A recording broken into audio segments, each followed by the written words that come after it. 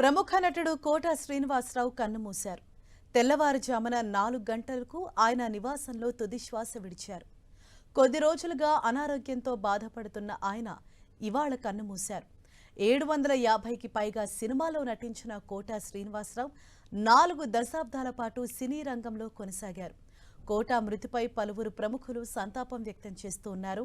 ఆయన మరణ వార్త తెలియగానే ఉదయం నుంచి కూడా ఎంతో మంది సినీ అలాగే రాజకీయ ప్రముఖులు సైతము ఆయన మృతికి సంతాపం వ్యక్తం చేస్తూ ఉన్నారు.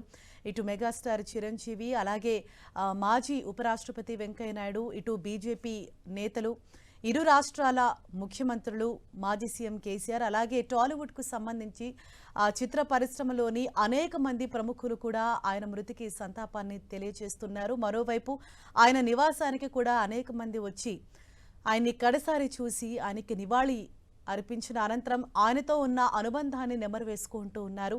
దాదాపు 4 దశాబ్దాల పాటు ఆయన చిత్ర పరిశ్రమలో ఎన్నో చిత్రాల్లో ఎన్నో క్యారెక్టర్ ఆర్టిస్ట్గా అలాగే విలన్గా, కమెడియన్గా ఇలా అనేక వైవిధ్యమైనటువంటి పాత్రల్లో ఆయన నటించి మెప్పించారు. ఏ పాత్ర చేసినా కూడా ఆయన జీవించి చేసేవారు.